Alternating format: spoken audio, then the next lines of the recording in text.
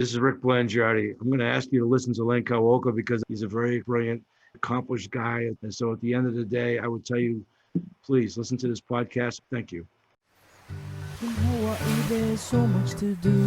There's hula, there's surfing, and real estate too. We just two local guys with so much to say. So listen to the Real Estate Braddahs today.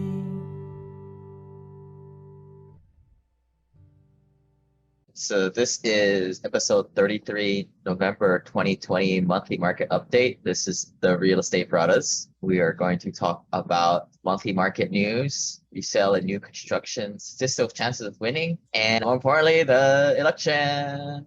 If you guys ask good questions, we'll reveal who Dean voted for. I've learned the hard way that it's not good to talk about politics. Family, but clients and friends, it can cause issues. Yeah, I agree with you, man. Don't ask, don't tell. Seriously. So, as we've seen, what an interesting election and interesting times, very polarizing, right? Yeah, I think that's a perfect word, polarizing, and that's what we're totally seeing, right? Yeah.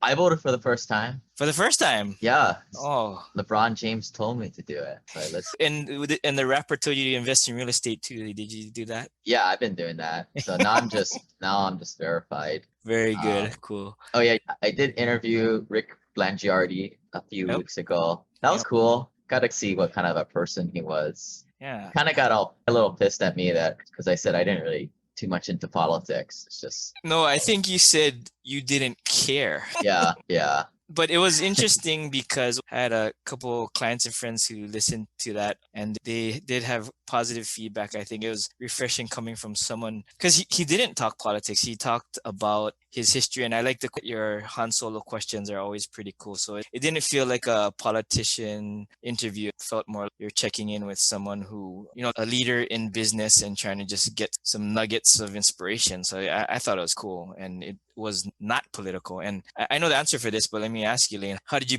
pick him to interview versus the Amamiya, being that Blangiardi ended up winning? Pick the winner. Don't get political here, dog. But he seemed pretty down to earth, and he's like the high performer type, right? Yeah. I mean, hearing his story was pretty darn inspirational. So I ask him on specific things. What are you gonna do with COVID? I just don't think these guys have much power, personally. I really, what are they gonna do with the light rail? That stuff is moving. I don't think that's what America does. I could be wrong, but no, that's why there was no one running. I think this time around, like last time, where they said their whole campaign was they're gonna end rail, because like you said, it's the freight train is moving already. So I don't believe in the Easter Bunny or Santa Claus, and I don't really believe that this type of political position has too much impact on that type of stuff. It reminds me of in elementary school when the person running for president said they would change the school lunches. You just don't have that kind of power, I think. But there are things I think they do have a lot of impact over. So it's just better to see what kind of person. And it's things that you and I would never know, I think, what they're doing, that they're turning the levers behind the scenes. Yeah, so I thought it was cool. Anyway, so being that today is the 5th of the month, I was not able to get any statistics, and the system that I usually run to get the early statistics was down. This is like a replay of last month in terms of talking about September statistics, and just reiterating, I'm thinking October is going to be similar. That comes out from the Honolulu Board of Realtors tomorrow. I think it'll be quite similar in terms of the trends, but in September, we broke new records in terms of single family median home prices, as well as median days on market being the shortest ever. So I wanted to, instead of reiterating all this, show this slide again, but get into, I thought it was segue into the discussion about how exactly it's affecting the market, throwing out some examples, as well as talking about, instead of resale, so I wanted to get into new construction, which we don't talk about much. So needless to say, we're on Wahoo, we're in a real estate, I call it a frenzy, especially for the single family homes. We have, so the top left is example, that's a Ever Beach single family home. That property, I think it was 7 days on market. We had over 25 offers on that property. Another example, top right is a single family in Milan in Malka. That was, believe it or not, 2 days on market before it went into escrow. So you got to believe it's over asking. That one's listed at 975. And the one right in the middle, that one, I think it was listed at 750, but that's in Milani town. It was 39 days on market, but it went into escrow recently. And the reason why it took so long was because it was, outside looks fine, but it needed major repair. But yeah, to say the least, it's a frenzy, man, because another example was on single family home was on market for 4 days, 22 offers. So yeah, it's crazy. And again, it's the low interest rates, it's the pent up demand, it's the lack of inventory. And part of it too is the military is part of it, the delayed in the PCSing. I think we talked about that too. So what I wanted to talk to is kind of change things up a bit. And so again, this is resale market. And whenever we show the slides of the Honolulu Board of Realtors, we're talking about these new records, keep in mind that these slides and these statistics are only talking about resale, purely resale, and it's not including new construction. So what I wanted to talk about today was comparing the chances or the statistically between resale and new construction. So here's an example, right? The single family home in Makakilo that I mentioned earlier, 22 offers after 4 days on market. So your chances are 1 in 22 or 4.5% chance of getting accepted, and just simple math. And keep in mind that this does not include or take into consideration the type of offer you submitted. If you had a cash offer, if you put in a strong appraisal clause and offered 70K over asking, your chances are probably going to be better. This is just a numbers game. And if you're one of those offers that are putting in an asking, just at asking price, you're probably not even competing in reality. So hopefully your agents are giving you that type of guidance to let you know what the market truly is. So on the flip side of that, we wanted to talk about, next slide, Lane, is Wahoo New Construction. So wanted to run some numbers just again to compare against the resale. So we have Core Ridge recently, Nanea Phase 4 went up for auction or lottery. And so in that scenario, there were 8 homes and we were told that over 100 applicants were received, 100 applications. Similarly for Ho'opili, these were townhomes though, but they were only 8 homes again, and again over 800 applicants. I'm sorry, over 100. So doing the math, you have 8 homes. To be conservative, I put it over 120 applicants just to be conservative. And we had, so that gives us a little over 6, almost 7% chance of acceptance. And in the case of the lotteries, we're talking about, this is purely random in theory, where they're just drawing one of the 100 names and then you're in to select. So chances for these are the same for all 100 or 120 applicants. So if you think about it from the numbers game, there. Like there's no line or anything like that. No, so everyone has the same amount of chance as long as you submit your full application and any other required documentation by the deadline before the lottery occurs. So I think, Core Ridge, you have to fill out an affidavit to say that you're going to live there for a year. And the first few phases of the lotteries, they had you have them notarized, but I think they had a recent change of mind and they said you just submit the affidavit, and if you are selected, then you have to bring in the notarized letter, which makes sense because you're having 100 applicants notarize these papers for only 8 that are going to count. So they recently changed that for the recent Nanea Phase 4, I think. So that was good. So with that said, go to the next slide, Lane, please. I had a question. Yeah. So like you got 70K over asking price. That's what, 10%? Or you got 3 choices. You got paid 5-10% over asking, waive your inspection clause, or waive your financing clause, essentially bringing cash. Out of those 3, tell me what you would recommend to be somewhat better chance, better than 50% chance. Okay, so good question. So the challenge is if you have a cash offer that's the same as the finance offer, then first cash is king, right? But in the scenario where you have a cash offer that's less than the financed offer, there's a lot of considerations, right? Because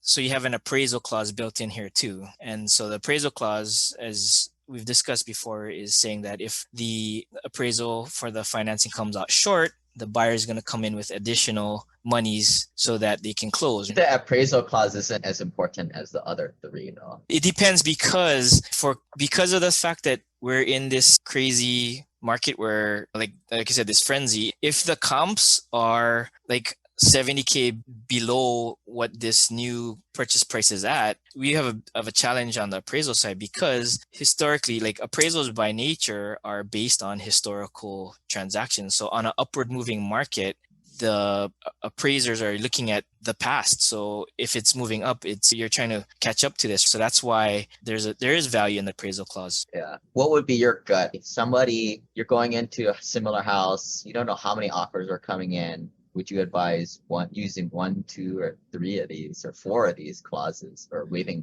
these, or going? If I'm not on the buy side? Yeah. If you're advising a buyer client, how would you go in? You got to go in at least something. Yeah. So typically, the buyers that are financed. Once in a while, we have the cash guys. So if it's a finance deal, I would, again, depends on the situation and of course you're talking behind the scenes with people trying to see what the seller's situation is. But say you never did that and you're just going in cold, what would you advise the client? And it's a finance deal. They could get hard money, right? It's hard to do, right? Obviously, to get cash, but would you have them all waive your inspection? Is tough because you want the buyer to have that option to opt out, because the J1 inspection is one of the strongest for the buyer. So if anything, I would, depending on the situation in terms of the condition of the home, you could shorten up that inspection period. So rather than waive it, just make it shorter and tighter that way, because on the sell side, that's one of the big contingencies that they're trying to get past, because that's one of the biggest outs for the buyer. That's the golden parachute. Right. I wouldn't suggest waiving it. And in most cases too, the sellers and the seller's agent's they prefer you not to waive it, because they want you to do your due diligence and they want to give you that time frame. Within reason, I would say you just shorten that up so that you let them know you're serious and you're going to move forward, so that once you get past that, then we can move forward from there. So to your question, Lane, going in cold, I would say... Hard question. Yeah, just going in cold. Maybe just... The escalation clause is challenging, because if you have 20 plus offers and everyone has this escalation clause, it's just going to be ridiculous. If my buyers are serious, I'm saying put your best foot forward and offer how much you really truly want to. Maybe get the escalation clause just a little bit on top of that, just so that we can try to get a counter. And then the appraisal clause is actually important in my mind right now. And to your point too, you had mentioned the appraisal clause being the least important in your mind. So this is another consideration, that appraisal clauses can actually cause an issue on the appraisal, because I've heard recently where the appraisal came out short and the buyers and the seller's agent went back to the appraiser and tried to submit other comparables and discuss the appraisal. And one of the responses from the appraiser was, hey, somebody knew it was going to come out short because you have an appraisal clause in here. So it actually bit them in the butt. You know what I mean? Yeah. So that's why it's hard to say there's a one size fit all for any buyer's offer. The best thing is for the agent to communicate as best as they can with the seller's agent and find out all the information they can to make the offer as strong as they can, and least to communicate to the seller that the buyer is serious, and you'll try within your limits to make it as smooth and as clean as you can, because that's what the seller wants, right? They want top dollar, but they want least headaches and they just want to close fast. There's a lot of communication between the agents that are, I think, in my mind, are very important. Yeah, it's hard.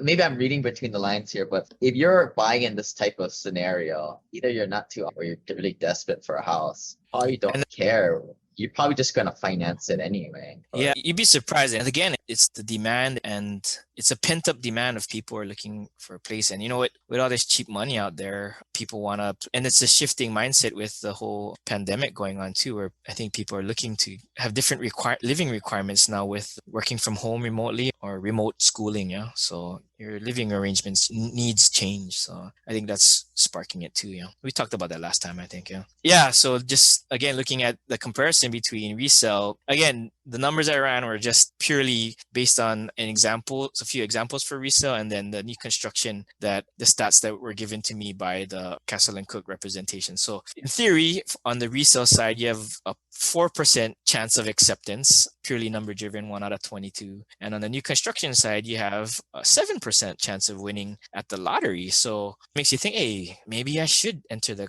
lottery. I'm glad you did that, because I thought the new construction lottery was way harder than what you're saying. I thought it was like 2 times as hard as is 4%. Well, and me, so I did also. So that's why I said let's just run the numbers based on that. And you know what? Again, the single family numbers I'm running are it's subjective, right? This is not by any means a true statistical analysis of your chances of purchasing a place. But again, you saw I was using real life examples. But it's unusual now. Normally, you're like, when you get a property goes on market, maybe if we were talking a year from ago, you maybe 5-6 offers, right? Yeah. But at that same 20%. time, I bet you the demand for new construction would have been lower too. You know what I mean? Yeah. So I think it's overall, it shows that. And then, yeah, in talking to clients, we always talk about the dilemma of should I try for new construction. So the red is the negatives that we've talked about in the past, and the blue is the positive. So we have red dirt for 10 plus years. So Core Ridge they're saying it's 10 more years of building, and you got to take into consideration that the landscaping isn't done. So if your neighbor chooses to not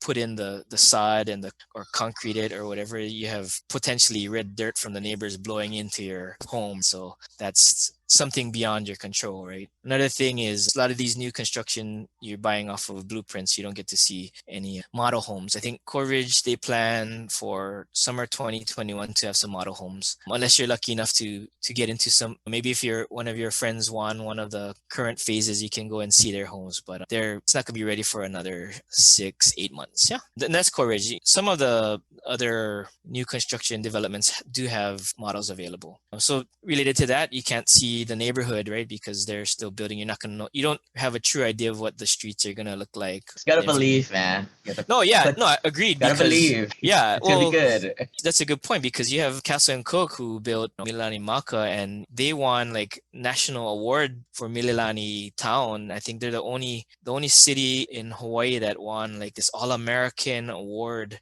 back in 1986, I think. And so they have a track record of creating great master plan communities. So to your point, you just close your eyes and pray, but they have things laid out now. So if anybody wants to go to the Core Ridge sales office, just give me a holler. They talk about the elementary school, the hospital, and all of the retail and industrial parts that have been designated already. It's pretty cool. Also, unfinished yards. So for the single family, again, typically they don't include finishing the backyard. Some of them, the front yards are included because that's common area, but keeping in mind that to do these yards, it's going to cost money above and beyond what you paid for the price. Yeah. And then again, there's the pain and stress of a lottery. So it's a different stress than putting in your offer for a resale, right? Because statistically your chances, because you can find out approximately how many applicants are in there. And you're waiting for lottery day where they pick your number. Everyone does it different. I think Nania Phase 4, they did a Zoom, so you got to watch it live. North Point, they film it, but they don't show you live. They film it just so that if people have questions about the integrity of the lottery itself, then you can go back and watch it, but it's not live. So it can cause a lot of stress, and a little different stress than putting an offer for a resale price. But on the positive side, you have new construction, and theoretically you don't have maintenance for 3 to 5 years possibly. These new designs, compared to the construction 10, 20 years ago, they really have a great use of space. The kitchens are a very open concept, and 1,200 square feet of living in the new construction feels a lot bigger than 1,200 square feet in a home built 20 years ago. It's kind of neat. And then, of course, last we mentioned earlier is that master plan communities they plan for everything. And so that's a positive. So, something to definitely consider if you're in the market for trying to find a new place. Yeah, if you have any questions, give me a holler, because on the next slide, I think just mentioning a few of the new construction developments that are going on. We have North Park out in Eva by Gentry. We mentioned Nanea and Core Ridge. There's also a few others popping up. I think Luana and I think it's Mahina. It's going to be based on income. They have income requirements for a few that are going to be popping up in Core Ridge soon. And then out also Ho'opili, D.R. Horton's Hina went out recently, but there's single family and townhouses that are available consistently out on the west side with D.R. Horton too. What's the price range on those three? So North Park Phase 3 right now, I think that it was due today. Those are smaller single family in the mid sixes, like 650. This none phase. Is that YPO? No, this is Eva Beach. towards the top. It's right near the Eva Gentry Rec Center, if you're familiar. More towards the top, not in the further down. And then next comes Eva Beach in the price point. Further down, yeah. guessing. And then Nanea, Core Ridge was higher. That was where then the 8s to 900s. So those were closer to getting almost to the mill. But those are the highest end, I think, that they're offering right now. So the next couple of phases that they're going to offer are more the attached homes or the duplexes and the Luanas, and then the ones that you need to qualify for middle income housing. Yeah. And then Hina was townhouses. I think those are in the 3-4s, I think. These are smaller townhouses. So you have runs the whole gamut for anyone that's interested and in trying for these at every price point that you got. It's just the location, yeah. Nothing under $500,000 though, right? Oh no, the Hina was by Deer Horton. They're more reasonable. And then the Core Ridge, I think those are going to be close to that range, but you got to qualify. Yeah. So yeah, if anyone's interested, just hit me up and we can go check out. North Park has model homes. Hina has the sales office that I think is a model home. And then Core Ridge just has a sales office where it shows you the map. And then there's virtual tours too. If you want, I can send out those links to you guys too. But yeah, those. Yeah, they got free coffee at Nanea. It's a little smaller. I didn't see any, but I think with this whole COVID thing, it's a little challenging. They don't give out stuff as much these days as they used to. Before, those sales offices were great. Yeah. And the big showrooms, and they would have these big, especially I remember the Kawaoka stuff when that started popping up and everyone would gather. They show this full-on video and it would be like full dog and pony show. So nowadays it's by appointment, so it's not as exciting and not like showtime. Yeah, you can't even get free coffee at Honda anymore. Shut that down. Yeah, if you guys are interested in investing on the mainland, check out my podcast, Simple Passive Cashflow. Some teaching points. A lot of you guys are using the CARES Act to take money out of your 401ks, retirement accounts via QRP. Ian's still doing this. Ian's still trying to figure this one out. Yeah, thank you. Yeah, and you sent me another potential vendor, so thanks for that. I'm going to give him a holler too. Yeah, I don't know. I don't like retirement accounts because you're going to pay your taxes one way or another. I would rather pay it today. I'm making less money in a lower tax bracket. Number 2, I think taxes are going to go way up in the future. 3, I don't want to have my money locked up till I'm 60 or 70 or 80 years old. And more importantly, I want my past losses today so I can use that to offset my income. That's true. But we were talking about this offline,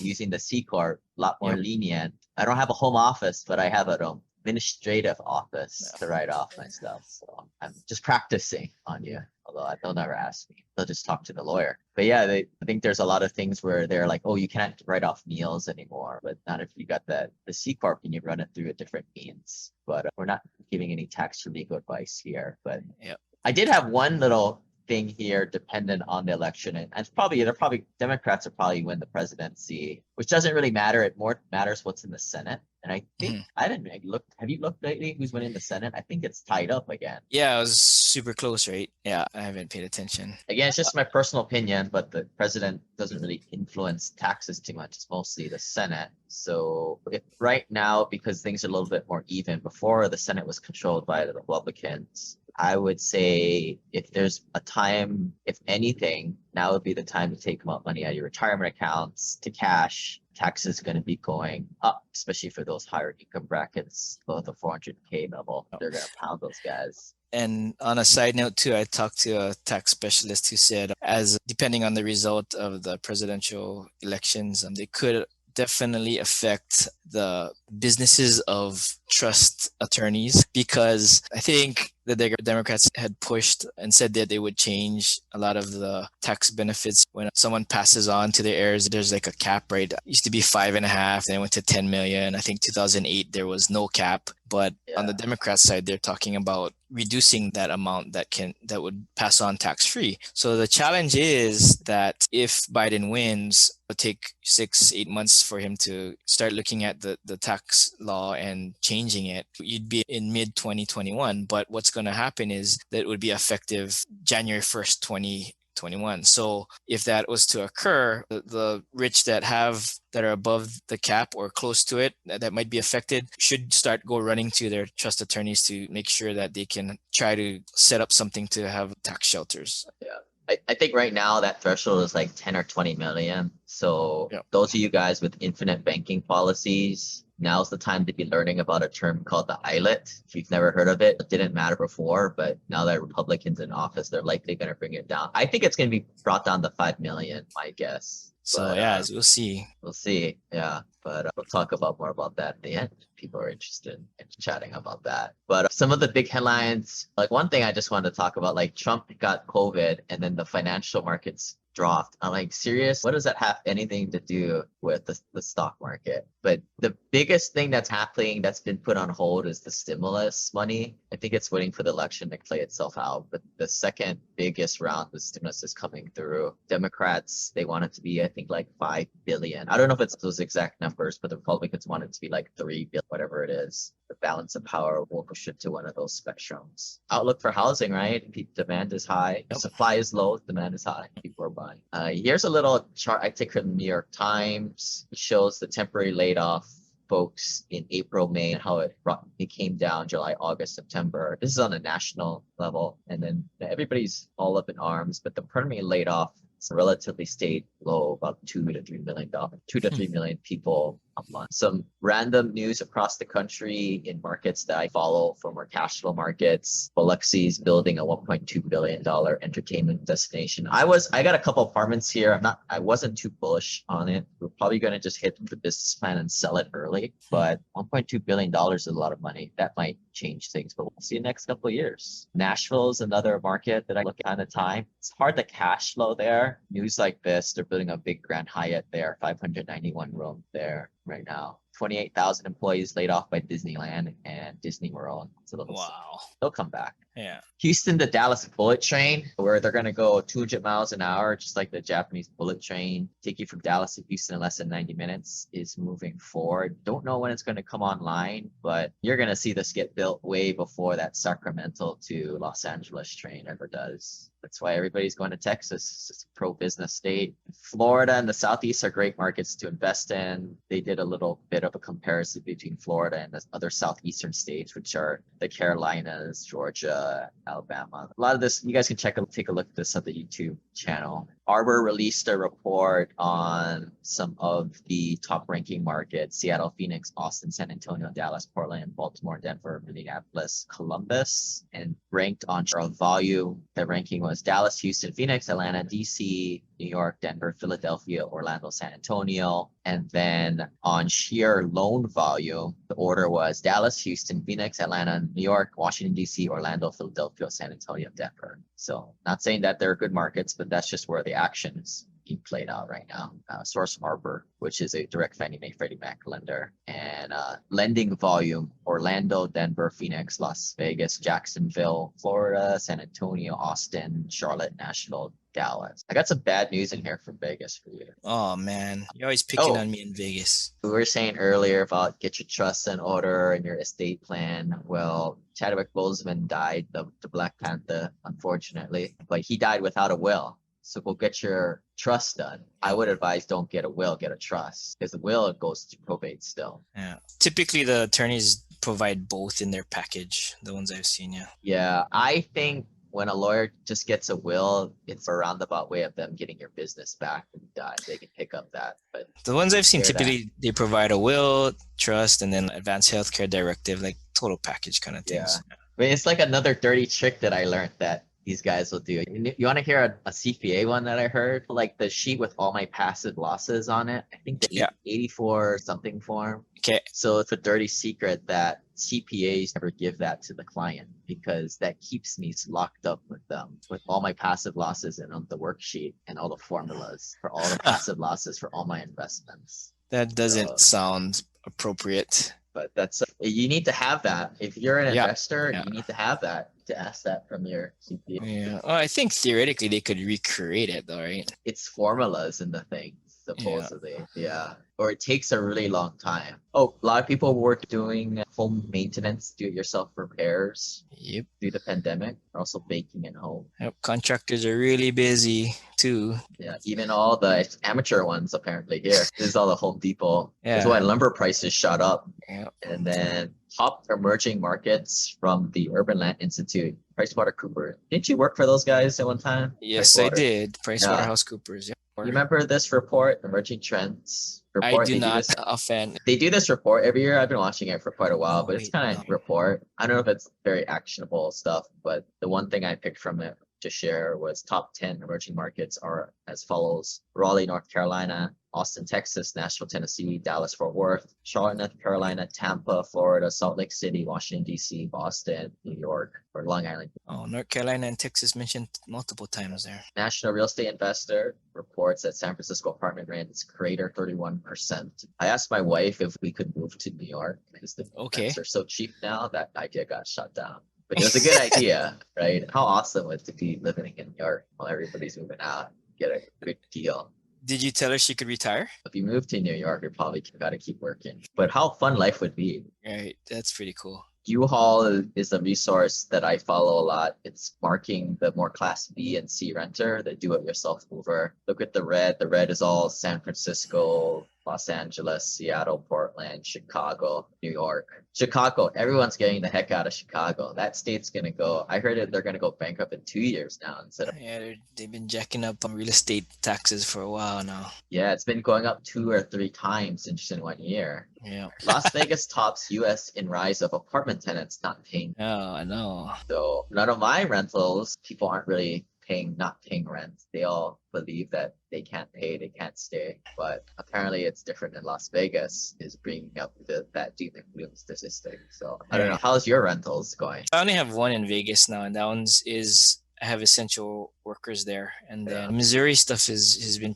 okay, no issues. But actually, I have one on Wahoo that's giving me problems, but not really COVID related. But overall, I would say rentals are doing pretty well. You sold Las Vegas stuff? I did sell one. I did a 1031, but then I picked up another one with my self-directed IRA, just a small one, northwest of the strip. So that one is still doing, knock on wood, is stable. You can't write off the trip if it's in your retirement account. Yeah, then I just would go visit some agents, some real estate agents up there, or maybe. Yeah. If you have a C Corp, broader real estate activities. If you guys have any questions, we've reached the end of the content. But as far as the taxes stuff, I'm going to be doing a podcast with my CPA next Friday, the 13th. Friday the 13th. So that podcast should go live shortly after. But cool. My opinion is I don't really mind politics because I don't think it really impacts me. I think generally Trump is better for the economy, but I think Biden is going to pump a lot of fake money into the system, and that money comes to me because I invest and going to be the beneficiary of that blue wave of money. That's just my opinion. A lot of the tax changes are going to be hitting the guys for $100,000 AGI and above. I think if you're a savvy investor and you play your cards, you're able to drive your AGI down to stay under there and not get your head shut off. But any thoughts, feelings on this election? I think whenever there's this type of volatility or question, we've mentioned this many times before, it provides opportunity, and it's just a matter of if you're willing to look and pull the trigger on the opportunities. I challenge everyone to do, and look out for what these times of unknowing will provide in terms of the opportunity. So I keep an eye out for that and keep looking. Yeah. If you guys have any questions and you want to go hang out in Mililani, shoot Dean an email and let me know if they have free coffee. They'll give me that. Will do. Yeah. And then Logan, thanks for tuning in. He made a comment he's on the Facebook live feed, and he was talking about core ridge prices seeming pretty pricey for him. And one comment I have to say about that is you're priced at that point, but you still have over 100 applicants. That's got to make me think, to those 100 people, they don't think it's pricey. And that also brings me to another conversation I was having with a client where it's, okay, if we're one of the 8, and say, so for North Point, there's 4 models to choose from, 2 of each. And say the client gets like number 8 and the model that they want isn't available. From a pure numbers standpoint, I would almost recommend for them to just take the last one there, even though it's not exactly what they want, just because from a pure numbers and statistical, or I say statistical, but I have to believe that with that much demand, you have, in theory, some baked in equity, because in the new construction for these new builds, the price is set, right? So that number is set for what you're going to purchase it at. But once you move in, you potentially have baked in equity, because if you had 100 plus people vying for one of 8 properties, in theory, the demand is there for the price to be actually at a higher point if you just look at the laws of supply and demand. And who knows, right? Because this may not hold true, but at this point in time, it makes sense to me to just pick it, because say Core Ridge builds 4,000 homes in 10 years, you might not have 100 people vying for the last 8 homes at Core Ridge, because I think Mililani Malco was in the scenario where at the tail end, there wasn't a lottery. They were just trying to sell off the last few homes. They're giving incentives. Who knows? But as of right now, it seems like a good play to just take it, be one of those 8. But anyway, that's just a comment back to Logan. Thanks for your comment, Logan. Thanks for tuning in. Appreciate it. That's a strategy, right? A lot of people do. And that makes me uncomfortable when I say that. A lot of people do it. I don't think it's a good strategy. But what they do is, because the builder has to only price it at a certain amount, they buy it knowing that the frenzy is going to be there. So the price is going to go up. So they think that they're going to get the wave. Right after. Yeah, that's tried and true process over in Kawaoka earlier on in the last 5 years, where you're buying off the blueprints and you're waiting for the condo to go up, and you put in a small deposit, but you're waiting maybe 1.5 to 2 years for the construction to be built. So then by that time you already have baked in equity. So yeah, it's 1 year to build, but then you cannot move out. You can't liquidate it for another year. You're in for 2 years. Depends. I think a lot of the market stuff in Kawaoka, I don't know if there was limited, and then you could always rent it out too. This is After the market first stuff year, too. after the first year, I think. I'm not.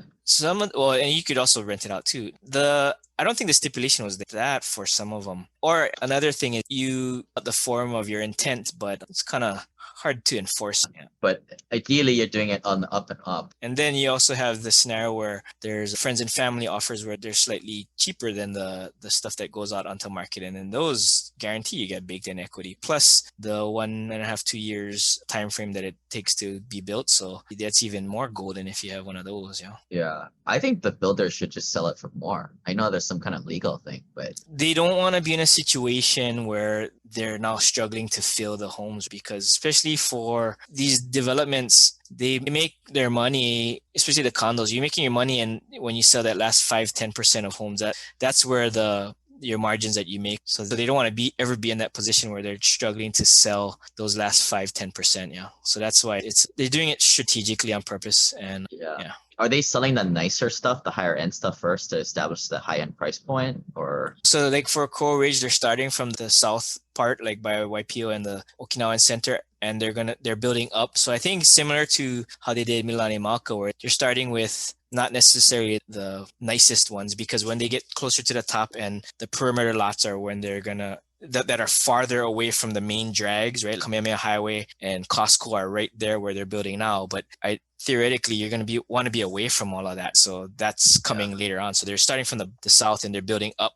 towards the mountain, the valley, and the freeway. So I think the more expensive stuff is going to come at the tail end. Yeah, but the ones at the corners, your lots are always valued more. But like Nanea, like we're in, like you said, we're in the high 900s, so that's already up there. And to Logan's point is, wow, it seems priced high. But I think again, this is new construction, and again, master plan community where they're going to have elementary school, they're going to have industrial, retail. The hospital they're working to develop I don't know if it's going to be a full blown hospital or not, but everything is going to be there, just like how Mililani Town and Mililani was created. They're trying to have everything there, and they're going to have like a bike paths throughout and very, in theory, design. So yeah. Yeah, it takes 30-40 years to get the karaoke bar, the bar up there. What is that in Bob? Taps and apps. Taps and apps. Yeah. But with that, please share this with your guys' friends, and keep calm. We'll be okay. Keep buying real estate. You're not making any more. Free real estate investing group, check out reialoha.com.